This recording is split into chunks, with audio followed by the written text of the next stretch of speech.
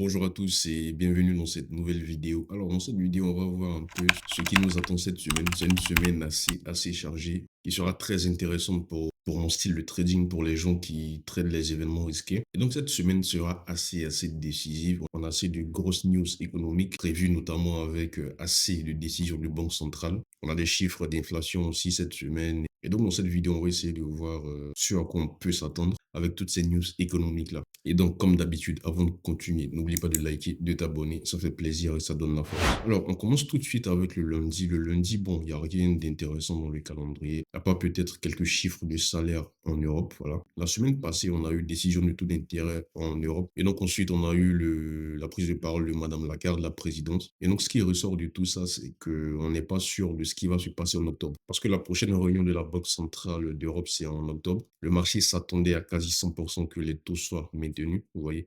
Mais elle a installé quand même un peu de doute. Et donc, les probabilités de maintien du taux en octobre ont un peu baissé, mais elles restent toujours élevées. Et donc, dans ce discours, elle a quand même mis l'accent sur l'inflation dans les services qui est toujours à 4,2 en Europe, c'est toujours élevé. Et donc, ces chiffres de salaire, là, on les attend à la baisse, voilà, parce que c'est ce qu'on veut pour continuer à baisser les taux. Si les salaires diminuent, c'est bien pour l'inflation des services. L'inflation des services aussi va baisser, vous voyez. D'autant plus qu'on veut continuer à booster la croissance en Europe. Et donc, si ces chiffres d'emploi là sortent plus bas que ce qu'on avait avant, bah, c'est bon pour baisser les taux, vous voyez. C'est bon pour l'inflation des services et aussi c'est bon pour qu'on continue à baisser les taux pour booster la croissance. Et donc, ce sont les chiffres qu'on peut surveiller aujourd'hui, lundi. Après, on passe au mardi et c'est là que les choses sérieuses commencent. On aura les chiffres d'inflation au Canada. Alors, au Canada, on a plusieurs chiffres d'inflation. J'ai fait une vidéo CPI que vous pouvez retrouver sur la chaîne. La vidéo s'intitule Maîtriser le CPI. En fait, chaque banque centrale a des chiffres d'inflation qu'elle regarde précisément. C'est sa mesure d'inflation préférée, tout simplement. Par exemple, aux États-Unis, avec la Fed, c'est le PCE. Et donc, au Canada, c'est pareil, ils ont des mesures préférées d'inflation. C'est ce qui est marqué ici, BOC Preferred Core CPI. En fait, c'est la moyenne entre le median, le trim et le common. Bon, ça, vous n'allez pas le retrouver dans les calendriers économiques classiques. Et ça, c'est un calendrier économique personnalisé. Puisque c'est personnalisé, on peut ajouter la moyenne de ces trois éléments-là, vous voyez.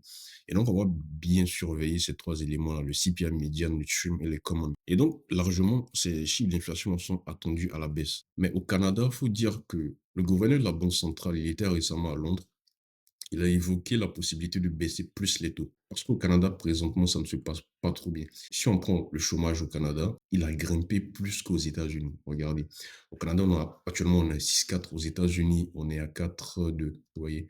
Aussi, actuellement, on assiste à une baisse du coût du pétrole. Alors qu'on sait que le Canada, il exporte assez de pétrole. Vous voyez. Et donc, pour son économie, c'est pas bien. Et en plus, récemment, le Canada a pris des mesures pour réguler un peu plus l'immigration. Vous voyez. Alors que généralement, l'immigration au Canada, c'est du travail, vous voyez. Et donc, ces gens-là qui viennent, ils vont travailler, ils sont productifs. Et donc, ça, c'est bien pour le pays.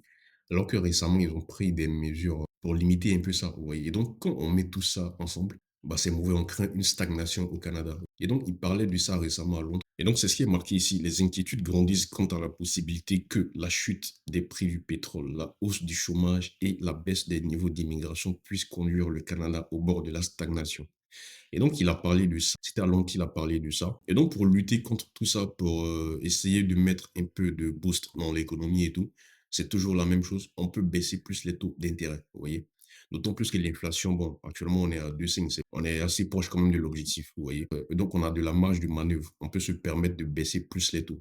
Donc, il a évoqué ça lors de son passage à Londres. Et donc, si on regarde au niveau du marché, qu'est-ce que le marché a déjà pricé? Qu'est-ce que le marché pense au niveau de la Banque du Canada? Si on regarde la prochaine réunion de la Banque du Canada, voilà, le 23 du mois prochain, octobre, on voit que le marché price déjà à 100%, plus de 25 points de base déjà. On est à 29. Donc, si le gouverneur, il a parlé il y a possibilité qu'on baisse plus les taux. Et quand il parle de baisser plus les taux, baisser 50 points de base, vous voyez. Et donc, si le marché se met à pricer 50 points de base de baisse au Canada le mois prochain, bah, le dollar canadien, lui, va partir à la baisse. Et donc, pour moi, la meilleure opportunité, au fait, moi, je parle en termes d'opportunité pour mon style de trading. Voilà, ce que moi, j'attends pour entrer. Et donc, pour moi, la meilleure opportunité sera que cette inflation-là baisse largement ou grandement, ou soit en ligne avec le consensus ici. Vous voyez. Si c'est en ligne avec le consensus, on s'attend déjà à ce que globalement, tout ça chute. Et donc, si ça chute encore plus, ça donne encore plus d'opportunités, ça donne encore plus de marge de manœuvre à la Banque du Canada pour baisser les taux, pour soutenir tout ce qui est croissance, taux de chômage et tout, vous voyez. Et donc, pour moi, la meilleure opportunité sera la baisse ici. D'autant plus que si on regarde les positions sur le dollar canadien ici, on n'est plus en territoire survendu ici, vous voyez. On est quand même monté un peu. Et donc, si ces chiffres d'inflation sortent largement à la baisse, bah, vous voyez qu'il y a une belle opportunité de repartir à la baisse ici, vous voyez. Et donc, ça, c'est le graphique dollar canadien. Si ce scénario-là se passe, on peut partir retrouver les plus bas ici, vous voyez, tout simplement. Parce que ça va concorder, ça va rentrer en ligne avec ce que le directeur de la Banque centrale du Canada a dit à Londres très récemment. Mais personnellement, je suis déjà sur le CAD-IEN. Et donc, moi, ce que je vais faire, c'est, en tant que trader d'événements risqués, c'est déjà de trader ça sur le court terme en scalping. Mais à l'annonce de ces chiffres d'inflation, je vais déplacer mon SL, voilà, pour sécuriser encore plus sa position. Et si ça se passe mal, bah, on va sortir en profit tout simplement. Et donc ça, c'est le mardi au Canada. Ensuite, le mercredi 18, on a les chiffres d'inflation en Grande-Bretagne. Alors, c'est un peu tricky parce que, regardez ici, l'inflation globale, on s'attend à ce que ça reste à 2,2. L'inflation cœur, on s'attend à ce qu'il monte. Et l'inflation dans les services, ce que la Banque centrale craint actuellement, son problème actuellement, c'est ça, c'est l'inflation dans les services. On s'attend à ce qu'il augmente encore à 5,5. Et donc, au niveau de la livre, le marché est déjà trop acheteur sur la livre. Regardez, la livre est en position sur acheter ici, vous voyez. Et donc, moi, ça ne m'intéresse pas, au fait, d'acheter encore de la livre. Même si ces chiffres d'inflation sortent et qu'ils sont assez dans le vert, c'est-à-dire ils sont assez hauts, bah, moi, ça ne m'intéresse pas d'acheter de la livre, vous voyez, bien que ça puisse continuer à aller à la hausse. Moi, ça ne m'intéresse pas. Si on regarde au niveau de la Banque centrale ici, Bank of England, ici, c'est quasi 70% que les taux soient maintenus lors de la prochaine réunion. Pourquoi? Parce que l'inflation dans les services au Royaume-Uni, c'est toujours assez élevé, tout simplement. Et en plus, on attend tous ces chiffres encore majoritairement à la hausse. C'est pour vous dire qu'on n'est pas encore prêt pour baisser les taux. Et donc, moi, la meilleure opportunité, ce que je vais guetter, c'est si ces chiffres d'inflation sortent à la baisse, largement à la baisse. Ça peut faire changer le ton de la Banque centrale et aussi le ton du marché. Le marché peut commencer à repricer, vous voyez. On peut passer par exemple à 50-50. Et si on passe à 50% que la Banque centrale baisse les taux, ça va se ressentir aussi dans les graphiques. La livre va un peu baisser, d'autant plus qu'on est trop acheté ici. Et donc moi, c'est la meilleure opportunité, d'autant plus que je crois le jeudi, alors, le jeudi, c'est ça, hein. D'autant plus que le jeudi, voilà, on annonce le taux ici en Grande-Bretagne. On va en parler tout à l'heure, mais ça peut faire changer quand même des choses. Et donc, moi, la meilleure opportunité sur la livre, c'est si ces chiffres d'inflation en sortent à la baisse. Et donc, ça, c'est le mercredi. Aussi, le mercredi, un peu tôt, on a, bon, l'événement de la semaine, c'est l'annonce du taux d'intérêt aux États-Unis. Bon, on s'attend à ce que les taux baissent de 25 points de base, mais ça, c'est au niveau des économistes. Les économistes du monde entier s'attendent à ce que la Banque centrale baisse les taux à 25 points de base, mais c'est pas ce que le marché pense.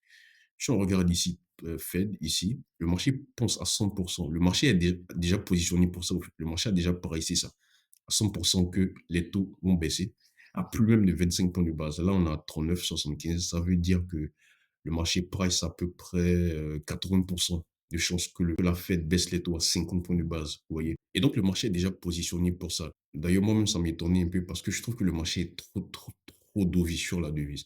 Et donc, le marché est 100% sûr qu'on va déjà baisser les taux à 25 points de base. Et à 80%, on a déjà pricé 50 points de base. Regardez ça, on va partir tester. Ça, c'est l'indice du dollar. On va partir tester les plus bas ici du dollar. Le marché est trop dovish sur la devise. Et donc, ici, avec le dollar, pour moi, les meilleures opportunités seront à la hausse. Pourquoi? Le marché a largement déjà pricé 25 points de base de baisse. Si la Fed vient, elle sort et qu'elle baisse à 25 points de base, ce qu'on peut avoir, c'est une réaction de on achète la rumeur et on vend la nouvelle. On a déjà pricé ça largement, on est déjà positionné pour ça. Voilà, le dollar a assez baissé. Si on vient et qu'on baisse à 25 points de base, déjà, ça va surprendre ceux qui pensent qu'on va baisser plus et on va prendre nos profits. Parce que le marché a déjà pricé ça, on a déjà pricé les 25 points de base. Et donc, ce qu'on peut avoir sur le champ, si on baisse à 25 points de base, c'est que le dollar part à la hausse. On a baissé les taux, mais ça va monter. Pourquoi? Parce qu'on est déjà positionné largement pour qu'on baisse les taux à 25 points de base. En plus, ici, on a 80% qu'on baisse les taux à 50 points de base. Donc, même dans ce cas-là, si la Banque centrale vient et qu'elle baisse à 50 points de base, dans un premier temps, on peut avoir une réaction baissière sur le dollar, mais ne soyez pas étonnés qu'on se retourne à la hausse. Pourquoi? Parce qu'on est déjà largement aussi positionné pour 50 points de base. Ici, on est quasi à 40, vous voyez. Et donc, il reste juste 10 points de base pour qu'on baisse à 50 points de base. Et donc, à 80%, le marché est positionné pour 50 points de base. Et donc, quand c'est comme ça, les 50 points de base, si ça sort bas, on peut aller à la baisse, mais on peut se retourner largement après. Et donc, pour moi, les risques sont aussi pour le dollar. Et en plus, il faut dire que la Banque centrale des États-Unis, c'est une banque qui n'aime pas surprendre le marché. Et donc, si aujourd'hui, lundi, l'annonce du taux, c'est le mercredi, aujourd'hui, à mercredi, on peut avoir des leaks. C'est-à-dire que C'est-à-dire qu'elle peut faire liquer l'information qu'on va baisser effectivement 50 points de base, vous voyez.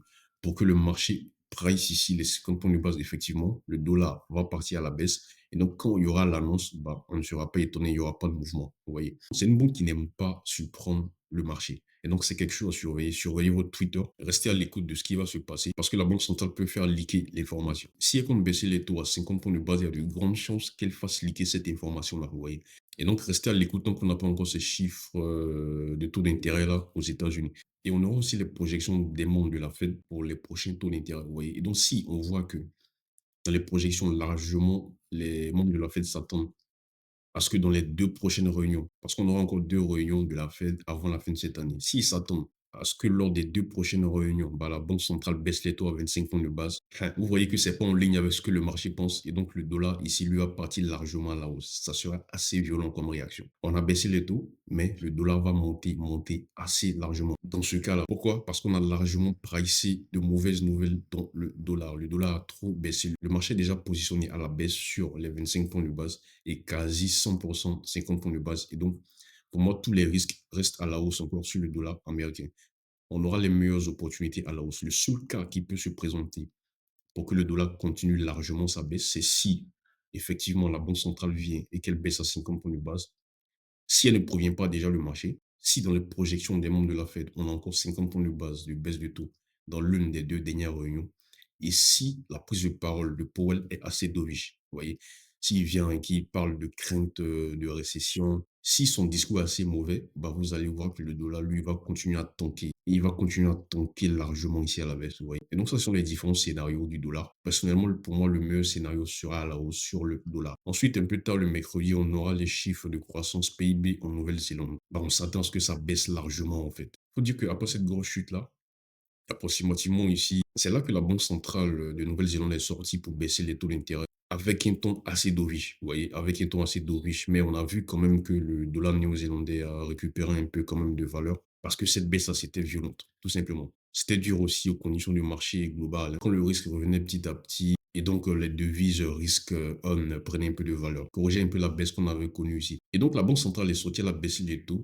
avec un ton dovish, mais on a vu quand même que le dollar néo-zélandais a pris un peu de valeur ici.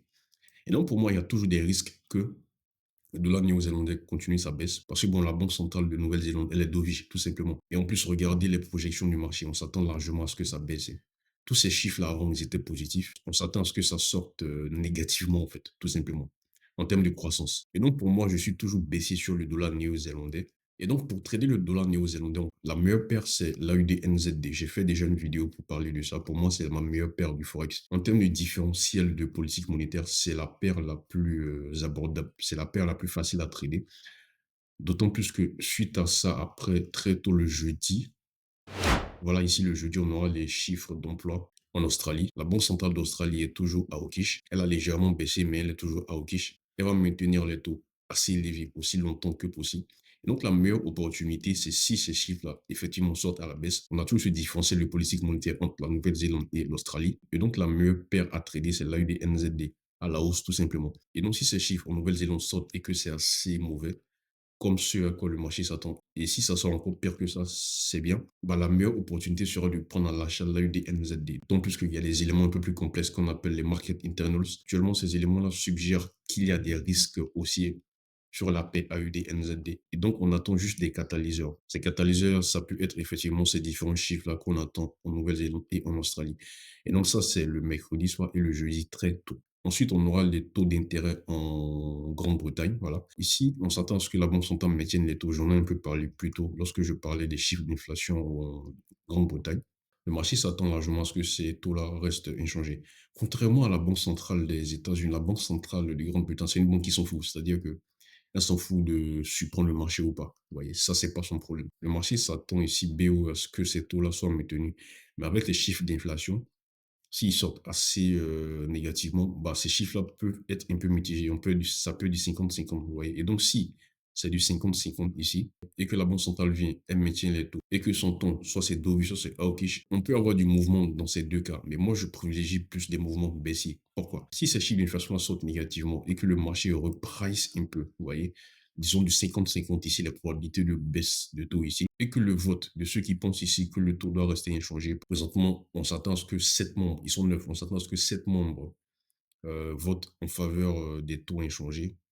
Si ça baisse, pour rejoindre ceux qui pensent qu'on doit baisser les taux, bah, la livre va chuter, tout simplement. Et donc, pour moi, ça, c'est la meilleure opportunité qu'on peut avoir. Et donc, vous voyez que ça sera conditionné. Et donc, vous voyez que ça peut être conditionné quand même au chiffre d'inflation qu'on aura plus tôt dans la semaine, vous voyez. Et ensuite, on va suivre le discours du gouverneur, voilà. C'est sûr qu'il va parler de ces chiffres d'inflation là qui vont sortir plus tôt, vous voyez. Et donc, on va voir si ces chiffres d'inflation là, regardez ici, par exemple, les chiffres d'inflation dans les services, on voit que on attend la hausse, mais si ça baisse largement, bah, c'est sûr que dans son discours, il va apprécier ça. Et donc, s'il commence à lâcher des phrases Dovich, et qu'en plus on a le scénario parfait de Dovich dont je viens de parler tout à l'heure, bah, la Ligue va partir à la baisse tout simplement. Et donc, pour moi, c'est la meilleure opportunité qu'on peut avoir sur la Ligue. Ensuite, le vendredi, on aura annonce du taux au Japon. Bon, on s'attend à ce que ces taux ne changent pas, hein. Je vous invite à voir ma dernière vidéo sur le yen japonais. J'expliquais ça largement. Voilà. Suite aux dernières sorties de membres de la Banque centrale du Japon. Ici, BOJ, voilà, on s'attend à quasi 100% que les taux soient maintenus, voilà, au Japon. Et donc, sûrement, même dans le discours, on n'aura rien de bon. La Banque centrale actuellement du Japon, elle est très sur ses gardes, voilà. Récemment, elle a baissé les taux, le marché est parti en feu. Bon, même si c'est pas seulement dû à ça. Et aussi, récemment, on a eu des sorties de membres de la Banque centrale qui disaient que, bon, c'est mieux de faire ça graduellement, etc. Vous voyez, pour essayer de voir comme l'impact que ça a sur l'économie japonaise. Et donc, je détaillais ça dans ma dernière vidéo sur le yen japonais que je vous invite à voir. Pour moi, je n'attends rien de cette réunion de taux d'intérêt là. Les taux seront maintenus. Le discours, il va rester classique. Pour moi, le yen sera plutôt drivé par ce qui va se passer aux États-Unis. Vous savez, le yen est historiquement inversement corrélé au rendement du trésor américain. Et donc ici, j'ai mis juste les rendements du trésor américain à 10 ans. Et donc, vous voyez que cette corrélation a repris depuis un certain temps. Quand les rendements du trésor américain baissent, bah, le yen japonais, lui, part à la hausse. Vous voyez, donc je pense que cette semaine, le yen sera plus drivé par ça. Alors que les rendements du trésor américain sont influencés par ce qui se passe aux États-Unis. Par exemple, par la décision du taux d'intérêt qu'on aura aux États-Unis cette semaine, vous voyez, aussi les différents chiffres aux États-Unis qu'on peut avoir, comme par exemple ici l'inscription hebdomadaire au chômage. Je n'ai pas parlé de ça, mais ça peut être aussi quelque chose d'important. Mais ça vient après l'annonce du taux aux États-Unis. Donc pour moi ici, ça sera conditionné au fait à ce qui va se passer dans l'annonce du taux, vous voyez, aux États-Unis. C'est pour ça que je n'ai pas parlé de ça, parce que la réaction de ça sera conditionnée avec ce qui va se passer à l'annonce de taux aux États-Unis. Donc, c'est pour ça que je n'ai pas parlé de cette annonce-là. Et non, pour moi, le yen cette semaine sera drivé par ça. Si par exemple la Banque centrale soit baisse les taux à 50 points de base, elle est assez dovish et tout, bah, les rendements vont chuter. Si les rendements chutent, bah, le yen lui part à la hausse, tout simplement. Au contraire, si le rendement monte, bah, le yen lui chute. Vous voyez. Mais ça reste des corrélations. C'est toujours quelque chose à surveiller. D'autant plus qu'actuellement, la corrélation avec le rendement du trésor américain, bah, ces derniers temps ont repris au niveau du yen. Et donc ça, c'est quelque chose à surveiller largement. Mais fondamentalement, ma vue reste toujours haussière sur le yen japonais. Mais on ne doit pas quand même ignorer cette corrélation. Donc cette semaine sera assez chargée. J'espère que j'étais clair.